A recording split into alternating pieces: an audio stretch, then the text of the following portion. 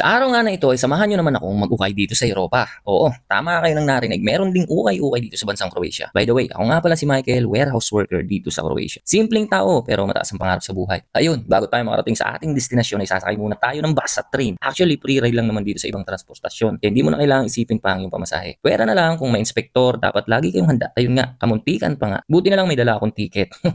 Balik tayo sa topic. Pagdating nga pala natin sa Ukayan ay nakadali na agad ang ating tropa. Magkano kuha mo? 1 euro?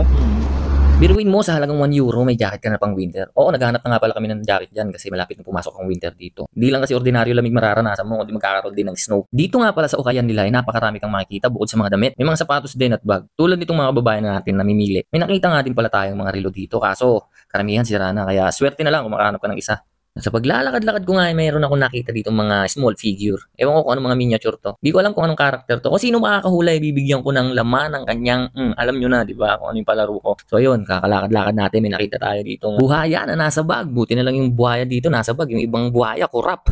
Marami din sapatos dito. So mamili kayo ng mga legit at saka authentic. May nakita rin nga pala tayo ang laking gitara. Hindi ko alam kung anong tawag doon. May napusuan na nga pala ako. 15, 10, 10, 20. About. Not 5-5.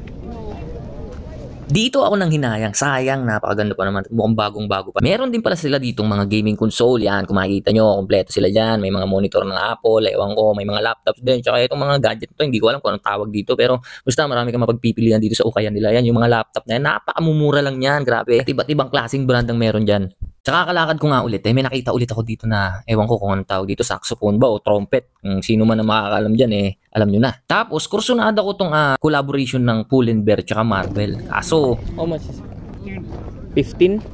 solid sana yung sapatos na yun kasi medyo bago-bago pa talaga, wala pang heel drag. Nakita rin nga pala tayo dito ng winter breaker na Nike at chinik din natin at authentic naman kaso medyo malaki sa atin kaya pass muna tayo dyan. Dito sa part na to ay wala pa akong nakikitang mabisa talaga kaya kakaikot ko ay napunta naman ako dito sa mga equipment ng mga gitara. Mahilig din tayo mag-gitara kaya chamba talaga pag nandito lang gitara ko. May mga pedal kasi dito tsaka mixer May mga paninda nga din pala dito mga gulay tsaka prutas bukod sa mga second hand stuff kaya katulad niyan, di ba? Sa part na to ay nakalimutan ko ng i-video tong pagkabili ko ng ating bakit at na polo tsaka Nike na hat. Kasama na rin to sapatos na Gucci. Sa second hand na rin na medyo may heel drag na rin. Pero legit na legit to guys ha. Made in Italia. Ayun nga. Nabili lang natin to sapatos na to. 5 euro lang yan. Tsaka yung dalawang sombrero ng 1 and 1 euro lang din. So halos sa 3 oras. Kulang-kulang 3 oras kami ikot ng ikot doon. Napagod tayo. Medyo nagutom ang ating sikmura. Siyempre yung alaga natin. Kailangan nating alagaan din. Di ba? Siyempre dahil napagod tayo kakaikot. Bigyan natin reward ng ating sarili. Gawa ng nakachamba rin tayo ng babisa. Kung umabot ka sa part ng video na to. Salamat sa suporta. Salamat sa panonood. Thank you. God bless you.